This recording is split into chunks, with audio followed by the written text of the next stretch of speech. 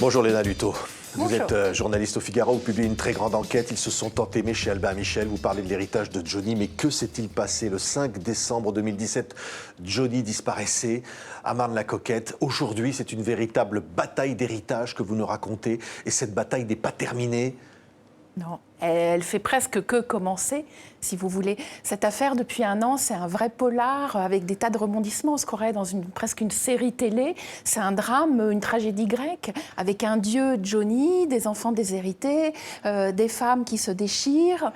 C'est passionnant. Et le livre, j'essaye de raconter justement le couple, les différents clans. Je vous emmène à Saint-Barth, je vous emmène à Saint-Trope. Un véritable polar. On va entendre une voix, c'est celle de Johnny. Sa dernière chanson s'appelle « J'en parlerai au diable ». On a envie de se dire, c'était prémonitoire ou quoi?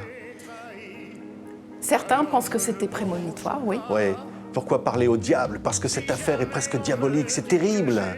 Oui, c'est absolument terrible parce qu'au-delà des questions d'argent, vous avez le reniement des enfants, vous avez qui va porter le flambeau de la succession de Johnny artistiquement.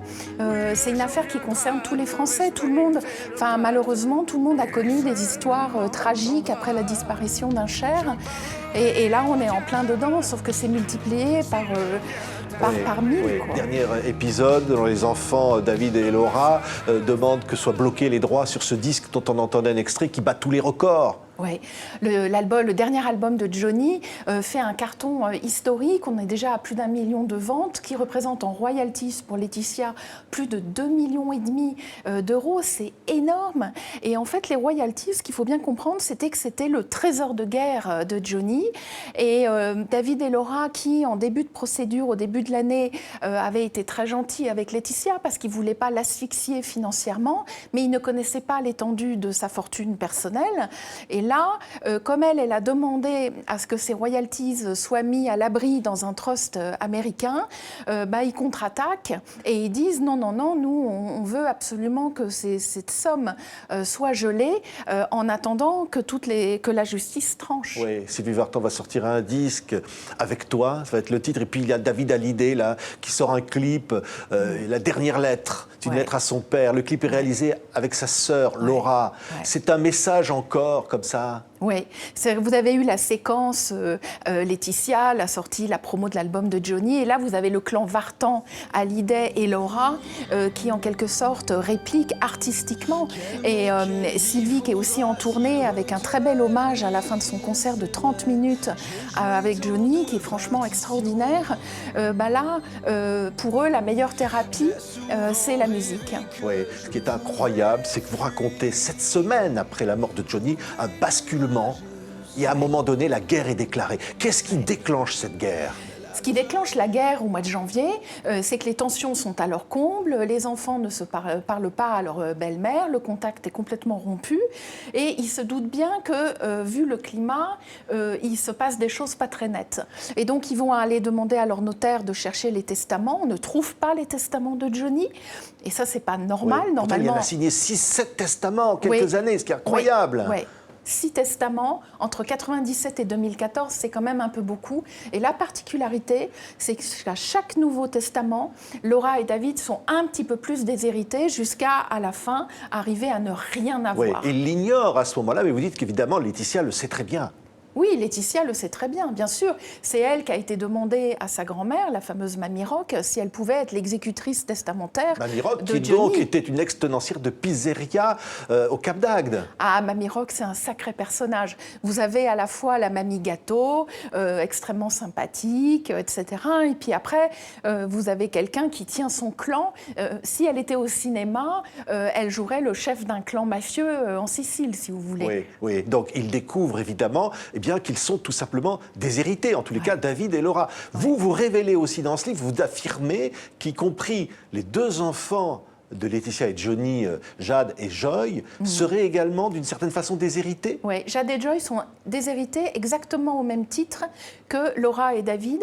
Ça m'a beaucoup étonnée parce que le grand argument pour justifier le dernier testament de Johnny, c'est de dire que Laura et David sont à l'abri, ils étaient grands et donc Johnny a pensé que ça allait, qu'il n'y avait pas besoin.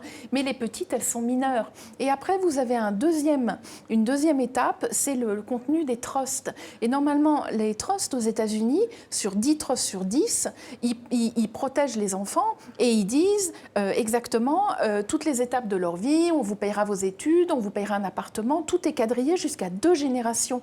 Là, il n'y a rien. Oui. Donc c'est très étonnant. C'est-à-dire que vous dites qu'en fait, quand elles auront 18 ans, eh bien, leur maman pourra ou pas d'ailleurs leur donner ce qu'elle veut, selon la loi américaine. Exactement. Voilà. Si la loi... Ce qui ne préjuge en rien, évidemment, de ce qu'elle fera. On suppose qu'elle aime ses enfants, bien sûr. Mais bien sûr que Laetitia aime ses enfants, bien sûr. Mais la façon dont ces documents sont rédigés ouvre tout un éventail de possibilités juridiques. Et c'est pas tout à fait comme ça qu'on protège les enfants. Vous révélez, vous dites déjà, Laetitia est propriétaire de la moitié des biens de Johnny. Et ça non plus, David et Laura ne le savaient pas. Ouais. David et Laura ne le savaient pas. Ça n'a pas du tout été dit au moment du premier procès au printemps. Et moi, ce qui m'a alertée, c'était l'avocat de Laetitia qui répétait dans toutes les interviews que sa cliente était asphyxiée financièrement. Et moi, je la voyais sur Instagram avec ses copines, aller dans les restaurants les plus chers de Malibu, se faire coiffer dans un salon où ça coûte 400 € pour se faire un soin, de 400 $. Et je trouvais ça bizarre. Et j'ai commencé à regarder. J'ai repris tous les PV des conseils d'administration, tous les papiers que j'avais, j'en ai des cartons entiers à la maison. Et là, à ma grande surprise, Laetitia, avant la mort de Johnny, était déjà millionnaire et possédait la moitié du patrimoine du couple. Oui, en fait, vous dites qu'il y a des villas cachées, des villas en copropriété qui ont été cachées, des trusts qui ont été créés pour échapper au fisc, pour devenir des coffres-forts inviolables en quelque sorte. Est-ce que vous avez l'impression que tout ça a pu se passer finalement en dehors de Johnny Hallyday lui-même? Est-ce que Johnny peut être derrière tout ça? Non, Johnny n'est pas derrière tout ça. À partir du moment où il a frôlé la mort à Los Angeles au Sinai, donc on est en 2009, là, je pense que Laetitia s'est aperçue qu'elle n'était pas du tout protégée. Joy, la plus petite, n'avait qu'1 an. Et c'est à ce moment-là que vont arriver Sébastien Farran, le manager de Johnny, que va arriver le nouvel avocat de Johnny et Laetitia. Et tout va être nettoyé, tout leur petit empire va être nettoyé, mis en ordre. Ce que vous dites en quelque sorte, excusez-moi pour être franc, vous dites en quelque sorte que la mort de Johnny était préparée par son entourage depuis des années. Oui, la mort de Johnny était préparée depuis des années, mais elle n'était pas achevée. Et ça, c'est tout à l'honneur de Laetitia, c'est-à-dire qu'elle a quand même passé les 10-18 mois de Johnny à la fin à le soigner, à lui trouver des traitements, etc. Et donc ça, c'est vraiment à mettre à son crédit. Mais préparée, je veux dire anticiper au plan matériel. Oui. C'est-à-dire qu'au fond, des gens autour de Johnny Hallyday, pendant des années, anticipaient, attendaient cette mort et commençaient à se... Ça a commencé 5 ans avant, où ils ont commencé donc à anticiper, à créer les trusts, les différentes sociétés qu'il fallait, à mettre Mamie Rock à la tête de toutes les sociétés. Mais à la mort de Johnny, ils n'avaient pas fini. Et donc, il y avait tout un tas de biens qui n'étaient pas encore rentrés dans les trusts, qui sont des véritables coffres-forts. Et je pense que c'est pour ça, ils n'avaient pas trouvé le gestionnaire des trusts.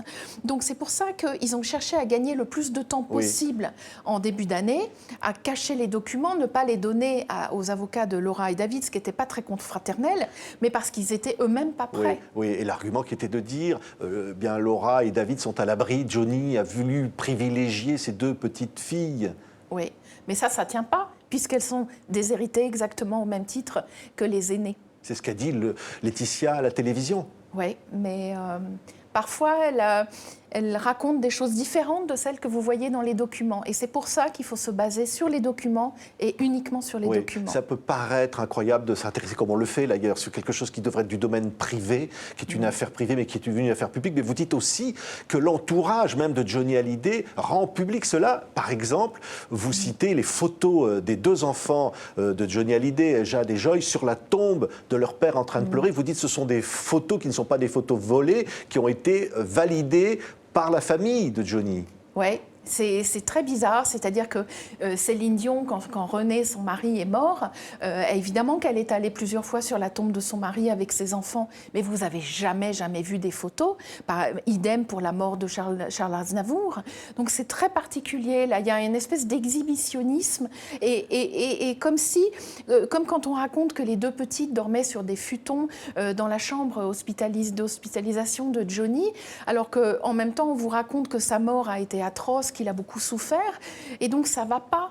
pourquoi on utilise autant ces deux petites filles en communication? Oui, et en même temps, Laetitia a été là, ces années de vie commune avec Johnny, qui ont été des choses extrêmement fortes. Effectivement, il y a le père de Laetitia, André Baudou, qui entre en ligne de compte. Vous dites qu'il n'a pas forcément fait que des bonnes affaires à Johnny, mais la famille Baudou est là en permanence quand même autour de Johnny. À partir du moment où Laetitia a rencontré Johnny à Miami, les Boudou n'ont jamais lâché Johnny Hallyday. Il y a toujours eu, alors d'abord pendant... Ils l'ont peut-être sauvé, disent-ils aussi parfois. Oui, mais ça, je pense qu'ils ont raison. André Boudou raconte pas du tout que des histoires. D'abord, c'est vraiment vrai qu'il avait très bien réussi avant de rencontrer Johnny. Honnêtement, je pense que c'est un très bon entrepreneur, c'est quelqu'un de très courageux et qui a fait de l'Amnésia au Cap d'Agde une des discothèques en électro les plus connues dans le monde. Et il a fait ça au Cap d'Agde, pas à Paris. Oui. Et ensuite, il a extrêmement bien réussi à Miami. C'est là où d'ailleurs Johnny va rencontrer Laetitia. C'est là où Johnny va rencontrer Laetitia. Donc André Boudou, c'est plutôt quelqu'un de très fort. Oui. Hein. Et au-delà, il y a Laura. Et Laura n'est pas quelqu'un de fort. Laura et sa relation avec Laetitia, vous dites, c'est une relation dès le départ, conflictuelle, très fortement. Oui.